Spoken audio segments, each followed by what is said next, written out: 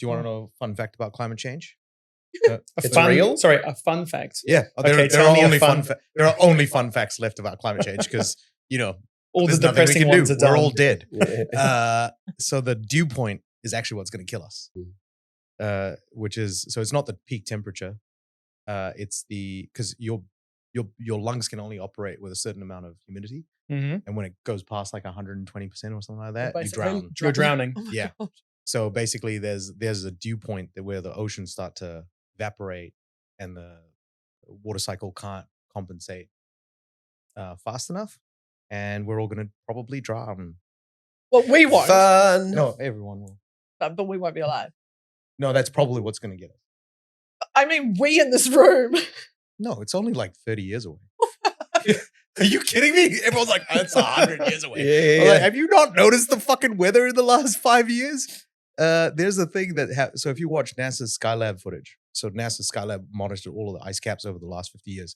There's a time lapse of all of the ice caps, and basically what they do, they shrink and grow, shrink and grow, shrink and grow. They're getting smaller and smaller and blacker and blacker and blacker. So what's happening is you're getting an exponential feedback loop because solar radiation is not hitting a white surface. The surface area of the ice that absorbs everything is also shrinking, and that surface is going from white to black, which means that the radiation is being absorbed. Not reflected. Also fun. So- You're full of fun facts. Yeah. Okay, well, I'm gonna bring it. I'm so glad I'm here today for the fun, uplifting podcast. There's But the remember- remember layer as well, right? Like This is a conspiracy, so all of that NASA Skylab footage from the last 40 years is obviously all fake. It hasn't been there the whole 40 years. For a start, it shows the Earth as a globe, which we all know which it's is fucked not. up, right? Like, We all know it's flat. That's So- how I intend to die, is just get in the Viking longship and just fall off the edge. Yeah. Goodbye. Okay. Can I come? What does it mean to have a human in the loop? Human in the loop. Human in the loop. What in the world is a human in the loop? Being a human in the loop. AI in the loop. Humans in charge. Welcome to Human in the Loop. I'm gonna bring us. I'm gonna try and bring this train back on a kind of track. Good luck. And for at least the next 30 years, while we're not dying from dew point drowning, let's talk about how Craig and his team are trying to inspire people into lifelong. Yeah. Well, lifelong, but only for the next 30 years. Yeah, lifelong. It's like a New Zealand life sentence, 17 years. So how many Kill a backpacker, do 17 years. how many courses about science and climate change is on Nexties platform? Go and have a look. There's plenty. Okay, I'm gonna get the giggles out. Craig, Criminology? Yeah, actually, yeah. Criminology. Are you saying that those two things are linked? No. they're just you both- I'd love to Okay. see you use Future Mix. We'll talk about that later. Yes, We will get serious at we some will point. get serious. At some Okay, point. But not like serious, like, where is she serious? But like, silence. in don't the swear to room while I God, do- swear to me. Look, I printed them, so I'm gonna read it. Craig, We're almost through the intro, guys. Keep going. we've been going for 10 recorded minutes, and I think I can extract one. Craig Boxall is the Chief Product Officer and co-founder of Nexties, which is an education tech venture focus. An education technology venture focused on helping learners and organizations build future-ready skills. And this is part of Liven Labs, which is a larger. You Yeah. can explain to us how the two are connected. But Danu knows you from when you were both baby developers, because you did start Pixel Fusion around the time that Danu started Rush. Yeah. So maybe start there.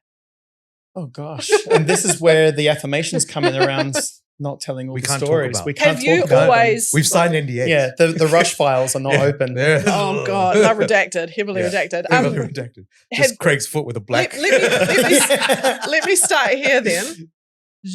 Let me start here then. I'm excited. It's one Did of my you best start friends. Pixel Fusion in New Zealand? Did you study here? Did you move over from Britain, I assume? I did, yeah. Oh, you want to go that far back? Goodness Let's go me. back to your childhood. Tell us about your traumas. Oh my goodness. Okay. Yep. I'll cut the first bit out. Arrived here in the sunny shores of New Zealand when I was just before I became a teenager, and did high school and stuff through here, which was okay. awesome. Went on to university, figured out that that wasn't for me. There's a hook. There's like a why am I here now hook there into my past. Yeah. And then went to media design school and completed that, and it was amazing. And that's where I met Francis Valentine, who's been on this podcast. You worked for IBM, didn't you? Did you? Oh my God. He was Yeah. a programmer for 5 years. Oh wow. I was. And I Saatchi and love- Saatchi in the same I year. love the common thread how like all three of you are just like excellent, clever, developy people, and yet none of you kind of did the traditional university checkbox of computer science. I half did it. Yeah, me And then too. I was like, nah, screw this. Yeah, okay, let me say the common I thread did, is I did that software engineering at you the threat of all- my parents' jandal. you So- all half-assed it. I mean, at the time, it was like that was quite common, right? Like Mm. most of my peers, like I definitely knew people who went through university, but I would say half the people that I'd meet hadn't finished or had gone into industry directly. Yeah. I mean, that's I still was here. I was late enough that it was sort of that was a way you could get into programming and computer engineering. But prior to that, like it was kind of not expected that you would go to university at all. You'd be expected to be trained, Yeah. in industry. Yeah. And you found that. So you met Frances at Media Design Media School Design when she School. was the CEO there, and started a wonderful relationship, professional relationship through to today. So yeah, she was fantastic. and was that the kicker for you to start Pixel Fusion? It wasn't the kicker for starting Pixel Fusion. So Pixel Fusion, like going back into that IBM and Saatchi thing. Just for reference, like Pixel Fusion's an agency. Oh yeah, building- Pixel Fusion building Innovation software, Studio, professional, not too dissimilar to Rush. In fact, we just merged our companies last year, so It's now Rush. it is now Rush. And Nepotism is well and alive. that's a whole other podcast. Is that because you guys are brothers from other mothers? Correct. we yeah. we actually are? Can't you tell? Yin, yang. Was it the other way around? Anyway, so basically, the story of my life is super technical father, super artistic mother. Had a great upbringing that brought both of those things together inside me, and so I wanted to push both of those boundaries, and I did that all the way through school, and then in university I was like, right, it's time to get serious.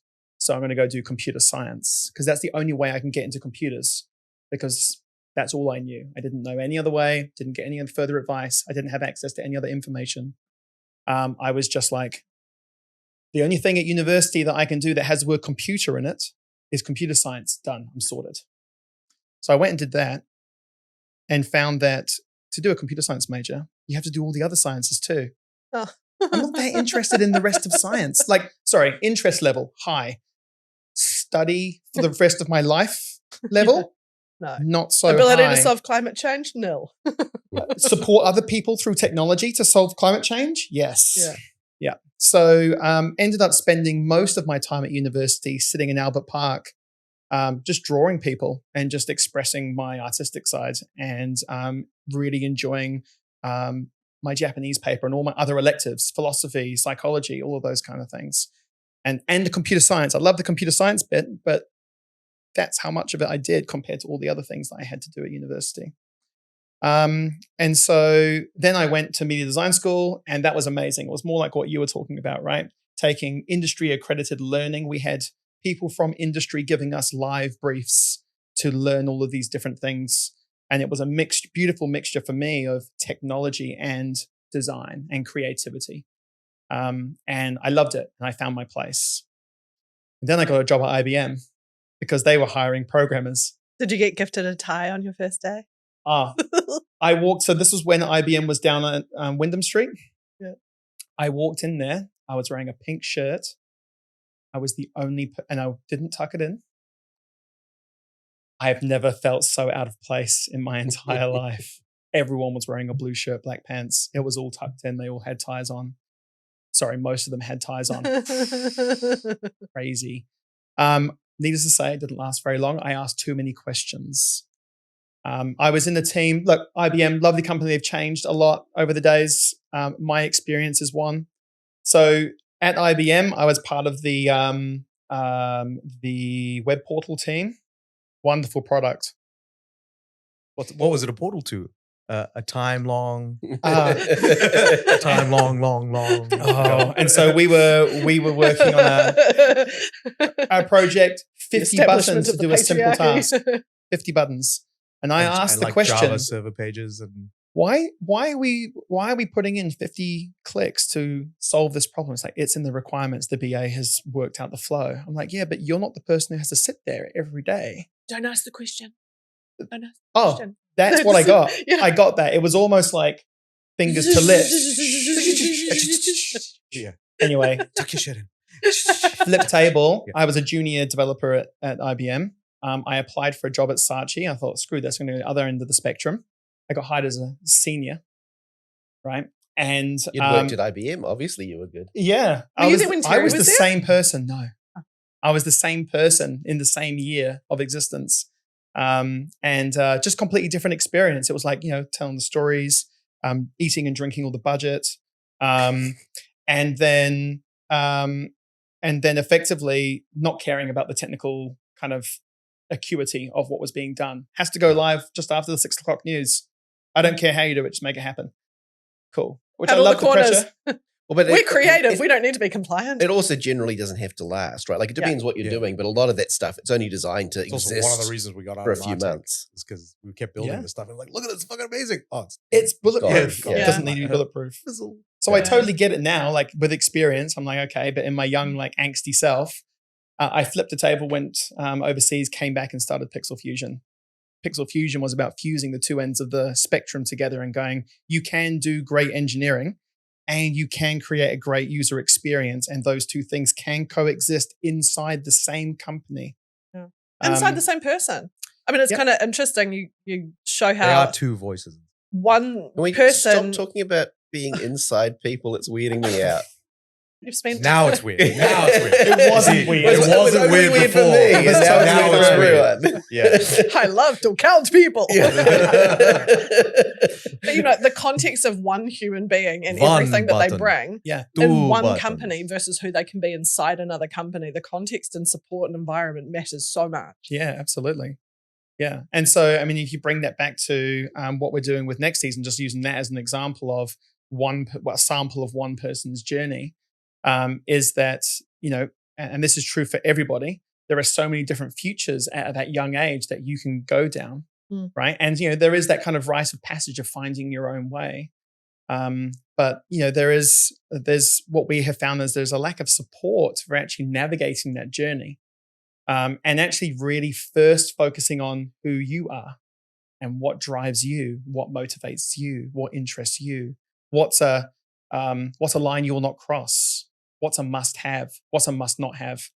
And it's that process that we think is missing from those early stages, asking the questions, using the Socratic method to kind of elicit that. And a lot of young people today are not getting the time with professionals to actually do those. And parents also.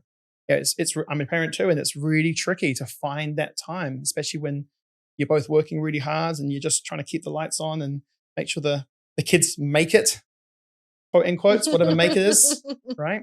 It's tough. But you also, as parents or as anybody giving advice, you don't have a lot of information to base that advice on, right? Like I remember when I was looking to go to university, I didn't really know what I wanted to do. My uncle or kind of uncle who was an accountant said, you should be an accountant because accountants make lots of money and I like it. Right. My grandfather was like, oh, you could be a food technologist because I know some people who do food technology. Like people had a few ideas, but no one was like, I know the breadth of all things that you could be. Computer science was not even really on people's minds because there weren't a lot of people in New Zealand who were making, a lot of money in computer science. The .NET bubble hadn't happened yet. And so it was like, you could do it, but it wasn't seen as like a career on the same level as doctor or lawyer or came to people's minds. And so they just didn't think about it, right? And I'm sure there's loads of things like, even now there's stuff I won't be able to think of, but like genetic technologist or, like all sorts of things you could do that people in your immediate circle have no awareness of. Yeah. And that's really interesting, right? So there's this piece of research out there called, this is a fun fact, the Epstein theory of overlapping spheres of That's influence. unfortunately named. But I bet Very you're getting a lot of unfortunate. search hits right now. Great research. Unfortunate name. But yeah, that's exactly that. It's about how great outcomes for young people comes from well-communicated, overlapping spheres of influence between the stakeholders, being parents, community, and school. And what you're pointing out there in terms of like what your sphere of one sphere of influence, which was probably could have been quite influential or more influential. That is the story that we heard over and over and over again when we were validating the problem space before starting Nexties. We heard lots of stories like that. Although, I mean, you're right, it was quite environmental, right? But like even to the point of my father bought a VIC-20 when I was like 4 or 5 years old. And that was what exposed me to computers, what got me involved. And a lot of my peers did not have a computer. That wasn't something you had that every household was expected to have, right? Even if you did, a lot of people would only game on it by the time Atari and Nintendo was sort of coming out at the same time. You mean there's other uses for computers? Yeah, I mean, I only got into computers because of that exposure, right? Yeah. And I'm sure there are plenty of people who would have gotten into them if they had that exposure. But then, like vice versa, there's probably plenty of things that I could have gotten into that just were not part of my family's behavior, and so I was never exposed to, right? Like, honestly, no joke of a lie, I was heading to used car sales. Oh yeah, yeah. You still are. I still am. Yeah. Somehow I fulfilled that. You're just a normal guy. You're a used car salesman. Be honest, how much time do you spend on like Trade Me trying to buy and sell vehicles? You should see my fucking watch list. But that's where like opportunity and your inherent traits probably converge, is where you are designed for something somewhere in your brain. It wants to do it, and then you get the chance to, and then little magical sparks happen. Yeah, I mean, there was even like I think my mother, definitely my parents, but almost certainly it was my mother, wanted me to get more into musical instruments, right? Like they tried to get me to learn all sorts of different instruments. And I don't mind music. Like I quite enjoyed doing it sometimes. I was not a very well-behaved child when it came to doing my musical practice or whatever. But like I can see, like if I'd really been into it, that would have been the opportunity to sort of like hook into it. And I mean, my dad was a little bit sporty. I definitely wasn't, right? But like there were opportunities for me to be like, oh, I really like this thing. And then they probably would have picked, like I did gymnastics when I was a much skinnier, more athletic looking. Mental note to dig out photos of Hamish doing gymnastics. I mean, there's still a dog in those photos. No, until maybe I was a cat person, but like she's basically a cat. Yeah, she is. Yes, this is why she is my favorite dog. But yeah, like there were opportunities, but there were also loads of things that like I just wasn't exposed to at all, right? Like food technology was something that came out really late, right? Like, but I'm trying to think of. It's hard to think of examples of things you weren't exposed to, right? Well, that's it, right? So I'm going to jump back just for a half second for anybody watching or listening who has not heard of or been exposed to Nexties. Could you give us like a boilerplate? What is it? There's a logo that's about to appear here. Good luck, editor. You've just added so much work to my Nexties. Probably not great. What is it? And what is it and who's it for? I should have got a PR person to help me work out whether I should be on this podcast or You're not. in a startup. You can't afford PR. This is the best you're going to get. No, absolutely. So Nexties is a platform that really is there to support anyone at a crossroads in their life. We do focus on, especially for high school students who are at that, that real first crossroad. And it's a discovery platform that helps them work out who they are, what drives them. That's where some of the work we're doing in AI comes in and scales those conversations. And then supports them in actually identifying different pathways and effectively helping in the decision-making process. Then we make it super easy to go from, I'm wondering who I am. I know who I am, but don't know what to, where I can take this. I know where it can take it, but how do I decide between all of the options? Because there are so many. Okay, I found the options that's truly right for me. How do I apply and get the best chance of success? And that's kind of where we take it through that critical decision-making process.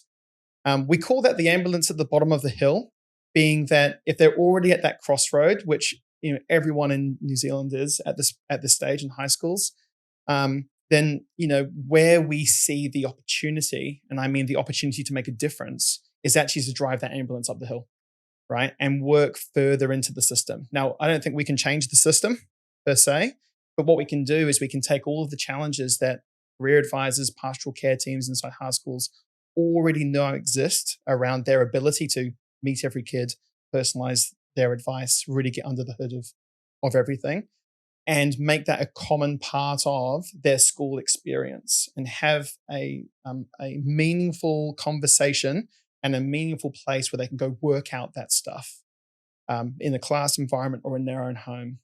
And so that's where we're heading. We've got some really interesting things happening this year in that space.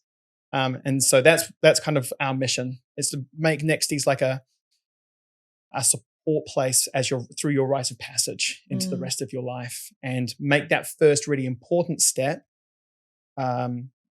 less likely to be a misstep. So, they talk about serendipity. I think I would sum up some of the things that you mentioned, and just the general feel is that the influences you get in life and what you're exposed to can sometimes be put down to serendipity. And it's about, I can't remember who the really smart person was that said it. One of these people in this room will probably know, but increasing the surface area of serendipity, which is I love that. It's about saying serendipity is still a thing, right? But how do we increase the chances that serendipity will happen? Widen the net. I think you're quoting ESPN 7 World Series poker. Only, Daniel, after knowing you for nearly 20 years, only you would know that quote. And yeah, so that's what we're really about. And the same thing is applicable for people who are looking to change direction, people who are impacted by the current economy, or the changes in the eras that we go through, or those who are just like, I don't know what I want to do in the future, but it sure as hell ain't this. Right? And so we bring it back to first principles. Who are you? What do you like? What are you interested in? What does motivate you? All those kind of things before we then build back up. I played around with the platform a couple of months ago. And one thing I really liked, so the conversational nature that it takes you through for starters, but moving beyond the who do you want to be, into a question which I don't think ever surfaced in my high school, which is, what kind of life do you want to have? Because those two things, sometimes you imagine a job that you could do that you would love doing, but then you get a little bit into it and you realize this doesn't give me the life I want or the lifestyle that I want, whether that's in money, time, availability for family, travel, being in one place. So I went through it and had a conversation, and it told me that I should be a podcaster and community builder. Actually, it gave me a bunch of options, which is one of the best things. It kind of gives you a bang on, this is what you should do. And it was you along obviously the lines didn't of, tell it you wanted a lot of money then. Money wasn't the driver. No, it wasn't. But it did tell me, I think it was extracting, because I was doing it from the case of pretending to be somebody who wants to leave their job, which I definitely don't. Yeah, by the way, we keep all of the conversations anonymous. So it was really cool though, because it was extracting what do you like about what you do? Everything ended up in the same place: community building, event specialist, podcasting, or broadcasting, and that's effectively the things that make up the job I do already. So I was like, do you do cool, edge testing? I'm on the right track. Do you test if there's a pathway to get to Cirque du Soleil gymnast? It does give you there's almost like a 98. If it gives you 4 kind of profile cards or something, it's kind of here's a 98% match of something that's awesome, and here's a couple that are kind of, but here's a wild card that you might not think of, but if you're a type of person, it's like a 75%. I asked that question on purpose. But we know you don't prep, so you didn't. When your whole life is a wild card. But no, we do, right? It's because, one of the concerns that we had, one of the things we wanted to make sure we weren't doing was introducing bias. Yeah. And also not just telling you what you already know, right? So not just being that echo chamber of, you should totally do that.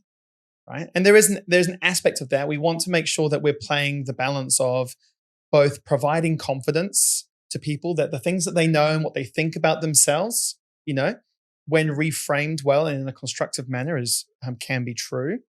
But there are elements of your, I'll call it profile, that when you take different things in different combinations can lead to different pathways to get to that life that you want at the end. So those questions where we ask around what kind of life do you want, what's really important to you, what are your values, without asking what your values are, which is challenging, it's about trying to draft up what the must-haves and must-not-haves are of a future self. And then we create those profiles you were talking about, Elena. I'm sorry for being rude. I'm actually trying to find my profile now. I'm not just Yeah, ignoring you they're guys. called remixes because what we do is we take all those observations that we've made throughout the process and then we create a future remix of you. And we create many of them and you can basically re-roll those as different combinations. And we're kind of leaning into the non-deterministic nature of generative AI for the benefit of scale and opportunity. But what we're drawing our data points on are things that you have said.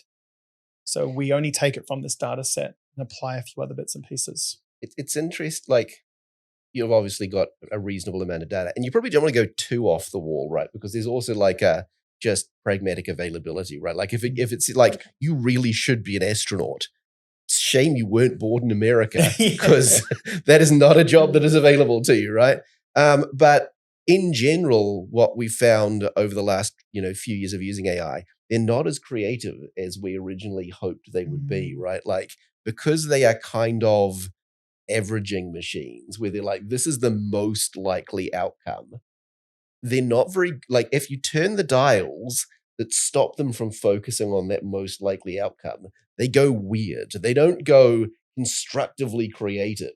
They just go nonsensical babble.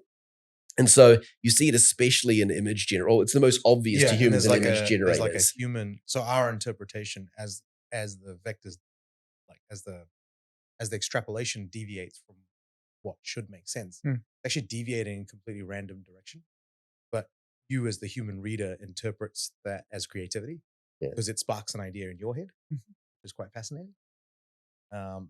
But yeah, if you look at like image generators and you ask it for, like, you could describe a relatively short prompt. And if you thought about it as a human, you could probably come up with like 50 different compositions that might match that prompt. But most image generators will basically always give you the same image. There'll be some subtle differences that change, right? And if you guide it right, it will come up with a different style or a little bit of a different structure, but it's almost like going to be a very similar image every time. And the more that they are able to follow your prompt, the more you feel like it's doing what you ask it to, the less creative they're being. Because all of that extra information that you're not providing in the prompt, they're having to just be like, what's the most likely thing that's going to make this person happy? Yeah, and if you turn up the temperature and creativity settings, image gets weird. Yeah. It's not like it goes, oh, well, you're asking for an image of a person. I've been giving him images of like a profile shot with a bokeh background and like, because that's what every human wants. Maybe I'll try it in a room, or maybe I'll try it, with like a more of an Instagram filter. It goes, let's add a four-headed swan in the corner, or like not creative in a other ways to look at that same problem, but creative in just adding randomness to it. So with Nexties, like without giving too much away, how do you make sure that that wild card is relevant? Yeah, it's a good question. So, firstly, we have some other data points that we take into consideration. So APIs from like Statistics New Zealand to work out demand in certain industries. We take things like graduate profiles from different providers, so they can get a sense of these things lead to these kinds of outcomes. We're looking to take in more kind of like day in the life kind of information about different roles, that kind of stuff.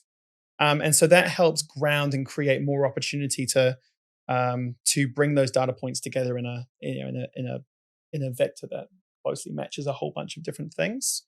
But then where it gets creative is how we do it is we, rather than trying to get it to extrapolate sideways and introduce randomness, during the first process where you're going through this conversational kind of like exploration of who you are, we've got a sub-agent that's sitting on the side like a clinical psychologist that's basically taking all of these notes and sticking them up on the wall. So and cool. those sticky notes are the layers that get unlocked as you go through the conversation.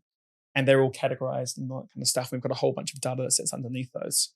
So it's like, of all of these things you've just told us about yourself, you're this persona in this particular instance? Yeah, or? kind of. So that would be how a normal psychometric evaluation works. So if you go on to like the new Careers New Zealand website, Tahatu Career Navigator, massive step up from the original careers website, which was very much loved by all of New Zealand and schools. So thank you, TEC, for your service and continued service.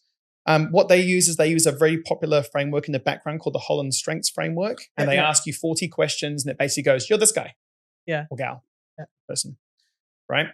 And that's useful in a certain way. You go, I'm a creative problem solver.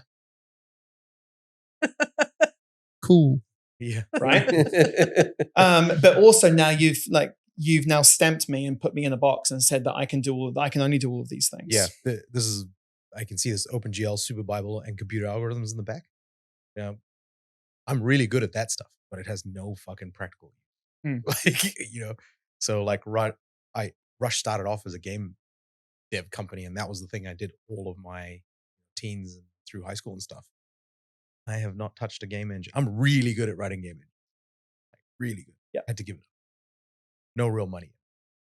I still love what I do, but there is definitely this overlap of like, do what you're good at, but if you can't do that, you need to do what makes money. Yeah, that's right. And so, on that point exactly, we use some of the elements of the Ikigai framework. You guys familiar with that? Yeah. Yeah.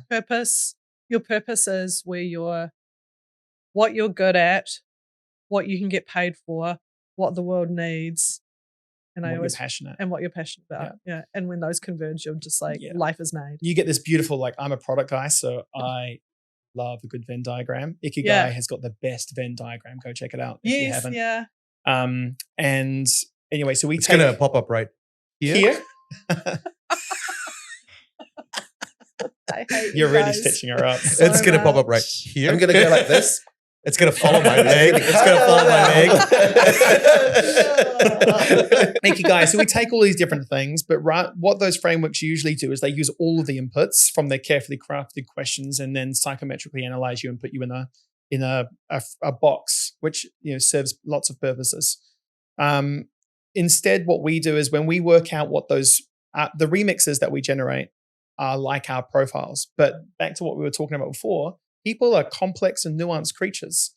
And so rather than putting you in one box, we generate, to start off with, 4 boxes, right? And those 4 boxes are effectively different combinations of all of those observations, right? That follows some rhyme and rhythm to things like the Holland's framework and the Kolb framework and the Ikigai framework. So we can make sure we link those things together.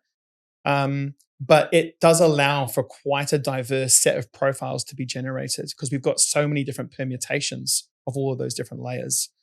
So we don't actually have to introduce the crazy to get the wildcards, because if we omit something like, if 30% of your interests were computer science, but there was a couple like, I really love dog grooming, in one of your remixes, that one's going to come out real strong. It'll have things about animal care and animal welfare. You might say that you're also interested in politics. I'm not sure why, but if you were, then interest is a strong word. Yeah, social requirement to be involved. Maybe. So you end up with these really interesting kind of like hot takes on different combinations. And what we do is that when you go through those, you can go, I want to talk about this one. And then it'll ask you some questions about it and try and get down to like what you like about it, what you don't like about it, all that kind of stuff. We feed that back into the machine. You can basically roll it again and find this new kind of set of opportunities for you. And it really is just about being a place where school tries to say, right, Year 9, you can do 12 subjects. Year 10, you can do 10 subjects. Year 11, okay, got to get serious now, guys. You got to choose the 7 subjects that you're going to take through to NCEA just so they can get you through the other end, right? There's a system. It needs to work that way for some reason, right? Nexties is about being the one that goes the other way. It's design thinking, right? It's about diversifying. It's about exploring, expanding opportunity. And if we find something that resonates with you and we can show you a pathway through trades or educational, like tertiary education or industry accredited qualifications, those kinds of things, if we can show you a pathway to get there and get a feeling for what it's going to be on the journey, but also when you achieve it, then we've kind of done our job to a certain extent. Hopefully we've inspired someone to choose something that's going to lead them to a better life. off the bat. So, again, it's about reducing the lost time and the cost of the economy of making that first choice, which is everyone's right to make, right? But maybe it being a misstep due to the lack of democratization of access to the information required to make an informed But it's decision. also a very complex world now. Super Very complex. complicated. Like, Yeah, I mean, vocations, the simplicity of picking a vocation has never been that easy. Also, society has never been so flexible. And there's never been so many permutations of jobs and like what and like you can be an accountant, but you could be an accountant in a tech company, at a fucking space company or a textile company. Like it's not there's so many layers to what you can do now and how you can do it. You can do it yourself. Entrepreneurship has been probably never more accessible than it's ever been. Market opportunities, changing social norms. So like there's so many more options, but the tools that you provide kids to kind of navigate those options is still kind of pretty basic. They have to fit everyone. Like there's a social responsibility for the government to make sure that they provide tools that anyone can use and are super inclusive and won't leave anyone out, right? So there's always a box that you can fit into. But I think that's like you guys have nailed that in terms of like that's the power of AI is its ability to hyper specialize. But before we used to have this idea of personalization where you might get a recommendation on a shopping website. But with AI, you can super, super, super charge that. And we'll probably see a revolution of all of the tools that we take for granted, like every day, start to see all of the AI hyper personalization start to come in and actually have all the context. Yeah. So here's a question.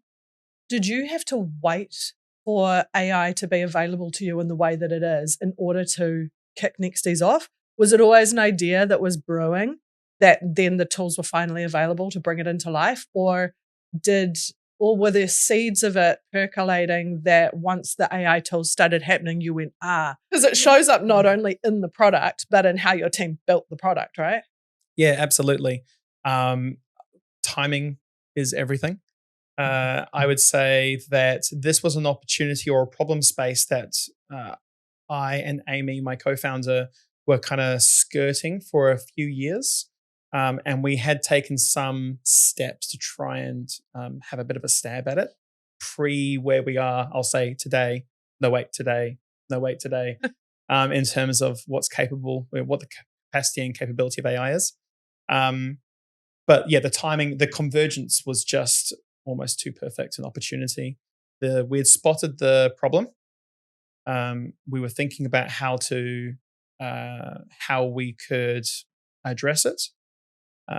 But we weren't at a point where we felt that we had something that we could really take to market and actually achieve a true solution to the problem, which is mostly about scale and truly understanding you without doing like a multi-stage form with crazy stuff in the background, right?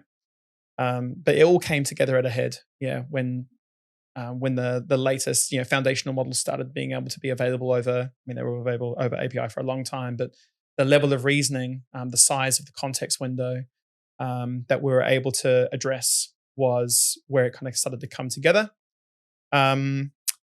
And then, like you say, we've not just used it in that way. We actually have woven the use of AI in a lot of different parts of our business. Even how we get access to all of the data that we need, like for providers, like everything from PTEs, private training establishments, all the way through to universities, to be able to give the AI the scale of problem to create these recommendations. If we went and handshook every single person before we were able to access any data, we still wouldn't be there. So being able to use some of these tools to pull in and then process so that everything is comparable and create those little bites of data and information so that we can leverage those later in the AI. We've been able to scale very quickly, effectively our inventory here in New Zealand and hopefully Australia. Because aside from the personality layers, the really tangible side that you're speaking about, it's a card, which we could show here. That's like the course name, how much it costs, how many years it takes, what it's like, and you can compare all of that. Yeah. Just gonna pull it out of my ear. Hey, you could do it in OpenGL and put that hook to good use. Just a rotating cube. Yeah, that's right. So again, Nexties is about creating an easy place to find your next step. So if we didn't then follow through with an actionable next step, we'd kind of be, losing the opportunity to have our namesake. Do you see this thing like kind of sitting alongside you your entire career? So like instead of, so I'm, fast forward 30 years where the dew point is still at 100%. Yep. And we've still got about 5 years. We got to make as much money to buy beans and guns. and a sub. Did you say beans? Beans, they're a superfood. Oh, okay. Protein, nutrients, very low unit costs, can be dried and stored forever. It's what you put in guns. Yeah, I thought there was just ammo for you. Yeah. Like a non-fatal. Who are you fighting? People who are allergic to fish. No, the end of the world is going to have people with shotguns and people coming after your eat all of your beans. resources and beans. Okay. Yeah, beans will become the new gold. You heard it first. I'm actually, I've got a new ICO. I'm gonna tokenize beans, and you'll be able to invest in non-fungible beans. We're gonna have broad beans. We're gonna have Chianti beans. We're gonna have kidney beans. We're gonna have long beans. Do you know, I could make an entire montage reel of the moments that my soul leaves my body. Were you just mentally recording the timestamp so you can did I mention broad beans? You did. Non-fungible tokenized broad beans. You'll value it when the end of the world comes, all right? What about your bean coin will NFTBBs. Bean analog legumes like lentils and peanuts. Yeah, I'm sure someone's gonna fork the coin. Yeah. If it gets popular, you're gonna have all sorts of clones. Yeah. Just remember to pay your bean tax. IRS has to get their cut. Do you know that the other name for chickpeas is garbanzo beans? Garbanzo beans. Yes. Oh yeah, the dew point. Yeah, with the dew point. Okay, yeah. No, I think about 30 years. So do you see? I start off, figure out what university degree I want to do, and then I get into a career and I work for a large company, and there's a lot of different verticals or divisions that I could work for. I go back to this thing and kind of go, hey, I've got a promotion opportunity. Do you think I should take it? It's less money, but it seems like an interesting field. Do you see that kind of playing out or? Yeah, absolutely. We definitely see it playing out in terms of being able to support you in your lifelong learning needs, right? Like we all need to be life learners these days. Things are changing so quickly. The expectations for you to be able to turn on a dime and apply new skills in a new area in a business, because the business is changing tech, right, is very much real and speeding up. So yeah, absolutely. We think Nexties again is about helping you at the crossroad in your life where your decision will take you on a slightly different journey.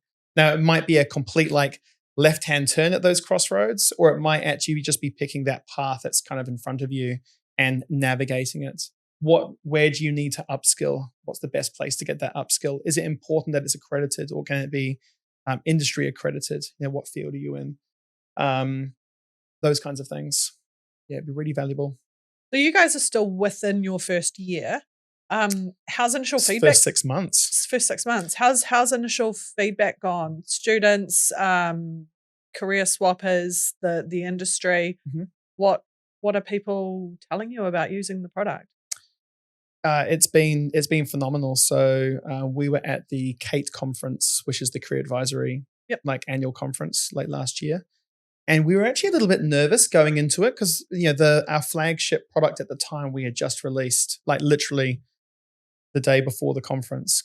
And it's pretty raw AI you're exposing to people. Right? There's some filtering, but still, AI gone wild has been the theme for the last year. Guardrails, guardrails. First thing we built was they had me testing, so yeah, Danny's pretty loose. You want to find the edges of break it. You want to find the edges of a machine. I'll get in there with a Q-tip. So yeah, we were a bit nervous about what the response would be to this AI thing coming for all these jobs. And what we found out then and have found out subsequently is that everyone who's in career advice and general pastoral care, they're like, yeah, this is totally a problem. Please send help. We are overwhelmed. I'm one of two trying to service 3,000 students. If that wasn't a joke, you were exactly bang on. The funding That's in New exactly it. Zealand Oh, yeah. is one pastoral care FTA per 1,800 students, Yeah. right? That's a lot of kids Yeah. to try and get to know, meet on their level and give them like really personalized support around their actual situation. Yeah, this is one of those situations. Is like I always look at like running companies and stuff. You always look at like the interview process. Basically, you spend about an hour with a person. Really, you take the small talk out. What do you all of the stuff that you kind of have to do as niceties to make sure that they're not put off by you.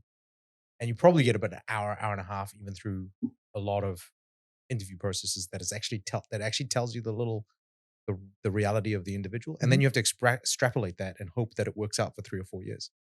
Yeah. And this like career advice is kind of the same. You spend like half an hour with a career advisor who is stressed out of their mind, overworked and like doesn't want to set you wrong or the pressure or checked out. Yeah. It's the one time, the one chance that they get, right? And You're going to be a 6 farmer. Seems like the professional development for a career advisor who may have been in the job for 10 years, who doesn't know the pace at which roles are changing inside a business. And then I love where you're meeting, especially young people, in a native platform first way, which is kind of what they used to. 78%. Chat. Chat told me. In our OECD report recently for Teenage Career Readiness Report 2025. You're saying it right. OECD. Like, that's how you say it when you describe New Zealand. OECD. OECD. OECD. Or like the is that Canadian, where we are? what is it? What do you call a country's theme song? Oh my God. National anthem? National anthem. That's no, not it's it. Kyle's tune, isn't it? OECD. Okay. Back on track. You're meeting kids Our where they OECD are. 73%. 78% of teenagers are already turning to tools like ChatGPT and Gemini to help them figure out what they should be in the future. Don't say Gemini. Gemini. Gemini. And so, rather than fight it and rather than let them be at the whim of that, our whole thought process is one, how can we give them access to real-time data that's specific for our economy, their opportunities and options they actually have in the country, or beyond if they're looking to go further afield, right? And how do we bring that in a way that is Socratic, that is, again, about divergence, not converging on giving you the quickest route to the most average answer, to quote you. And so, that's kind of why we built it, but they're all using it. We've heard from career advisors that the kids who have had time with FutureMix, which is that AI first part of Nexties, when they come to those conversations go better and they lead to better outcomes beyond that meeting. So it's easier for the career advisor to pull that together and get basically like a briefing that's hyper-personalized to that student, and then advise them more effectively and actually put things in place in the gateway programs in high school, or if they're looking to leave high school, set them up with different pathways forward off the back of that information. Which is super cool, and that's what we wanted to happen with career advisors. We were like, this is not about taking your job; it's about keeping the human in the loop and just making sure that you're able to do that much better at scale. And if you're not talking to a kid, someone is. The really interesting piece of feedback we got from students actually came from some testing we did with like justice and society impacted young people through MSD. We did a little trial through an organization that works with those kinds of people, right, who need that kind of support, and they're in that system now. And we just let them sit in a very early stage prototype of FutureMix. And it was just asking the questions and reflecting it back. And what we've spent a bunch of time on doing is making those reflections use things like cognitive behavioral therapy techniques to positively and constructively frame things. So turning them back. and reflecting them in a good way. And we had one person who came back and said, this is the first time I've had anyone say that what I can do and how I approach life actually has some value. Oh. Sorry, I always get emotional when I say that. And at that point, it was that piece of feedback where we're like, okay, fuck the business model. Like, we just need to give everybody access to something like this, because if the only thing it does is help you build confidence in yourself when everyone around you is telling you you're worthless, in a way that actually drives, hopefully, a virtuous cycle. Not even worthless, they're just silent, you know? Yeah, just forgotten. Or just, you know, there's no guidance. Or they're reflecting the reality that they're experiencing, right? Which is like, you might be good at something, you might not be good at something, but it doesn't matter. You're going to have you're like, we're poor people stay poor, don't bother trying. Yeah. There's right? also, Like there's sort of fatalism that there's a huge amount of cultural pressure, right? Like, as well. Yeah. Like, if your parents are lawyers and doctors, guess what they're going to be shuffling you towards, right? And same with cultural groups. Like, there's this old joke that if you've got ethnic parents and you don't become a doctor, you then have to become a lawyer. And if you can't get into law school, you then become an engineer. Like, and if you can't get into an engineer, you're dead to them. Like, you know, it's they're jokes, but there's a strong element of like, you don't want to let your parents down. You don't want. So I've seen so many friends go into these 3 vocations, and they can do them because they're intelligent and capable people. Fucking miserable. And you know, there's also a lot of cultural pressures in other groups where you just get no career advice. Yep. And there's not a lot of consideration for your strengths and all that stuff. Well, it's not too late to send them to Nexties. It's not too late. So we are at time. So as we wrap up, the last thing I guess I would like to ask is, he's got a point. I had a question. He's got how something. How many courses are right on Nexties right now, and how fresh are they? Like, yep. So there's just over 3,000 courses at the moment. Is that like everything in the country, basically? It's almost everything in the country. Yeah, there's still a few that we're picking up. In terms of freshness, accuracy and stuff. Freshness and accuracy, this is our biggest thing, is to make sure that the pipelines that we've got set up in the background are making sure that the information you're being given is accurate and actionable today. Other platforms struggle with that, and it is a real struggle. Like, it wasn't an easy thing to solve, but it was the first thing we solved before we did anything else. And you can do everything in Nexties, right? Because I was playing around with it, and you could actually, once you got the career advice and you got the cards, you could click on the card, find the course, and then from the course you could actually enroll, enter in all your details, and either get a callback or. That's right. Yeah. So we send that on to our partnered providers. I've never experienced that, because we had this like weird enrollment. Like, there was literally like friend groups that would meet up by the Indian curry place and be like, "Have you figured out how the thing works?" It was called Endeavor. Like, I remember Endeavor. It was the most dog shit piece of software. That I've. Was that the one that was like black with green text? Like 4 iframes and like it was horrible. And that was just like young universities. I had to apply by writing with like a stick that held like blended up plants, and then you put it on like another blended up plant, and it would make a mark, and you'd fill in. Scratch it. Brimstone and fire. Yeah. Black magic. Honestly, that would have been better than Endeavor. Yeah.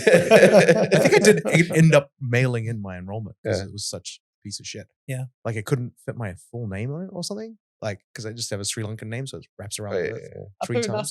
Yeah, exactly. And it's just like, so it's just like this horrible piece of software. Yeah. So that our goal is to get the rest of New Zealand's learning opportunities onto the platform. Again, that's not just universities and polytechs; it's also private training institutes and industry accredited trainers, and make sure that they're all represented in the best way possible and easily comparable for the user. It's all about being student-centered.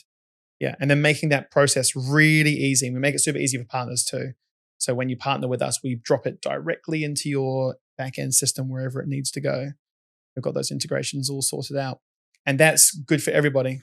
It gets the student is able to contact and fan out to multiple opportunities, because we find that those who actually enroll in more courses or apply for more courses are likely to get into the one that they want, or get on that path as soon as possible.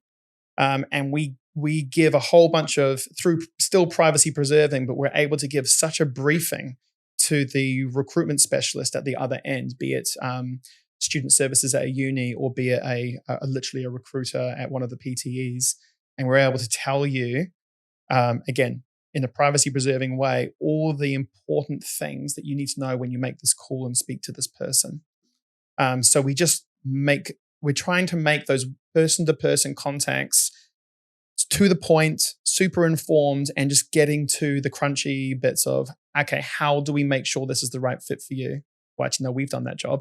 Now that you know this is the right fit for you, how do we get you a place in this course, and what do you need to do from here? Get on the path. Get on the path. So what's next for Nexties? Where do you want to be in a year from now? In a year from now, we want to have 90% of New Zealand's partner providers, education providers, partnered with us. So at the moment, we've got about 10%.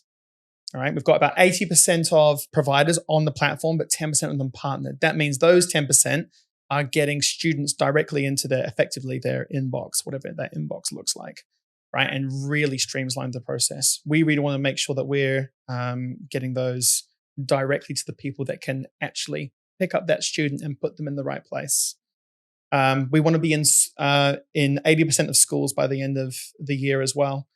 Again, at Kate, we got absolutely flooded by career professionals at high schools. It was like we just weren't prepared for it. We thought, we'll be the new kids on the block and we'll try and break into this potentially quite stuffy space. But I turned my back to have a call with the team. I came back and Amy was like 4 people deep. Yeah, she was like, and it was great. So we've got a pilot going at the moment that we're starting up for term 1. AI that helps people at conferences who can't handle the number of applicants to their startup have conversations about their startup. So yeah, we just want to be helping students have those conversations with the professionals at their school in the most informed way and just try and get people on the right path. Well, Nexties, I'm going to put a link here. And it's free to use. It's free to play with. Log on, use the app, play around with it. It's one of the safest and most interesting ways you could use AI. So I highly recommend. And thank you, Craig, for joining us. You're welcome. It's a pleasure. Not a single your mom joke. There's still time. There's still time, mate.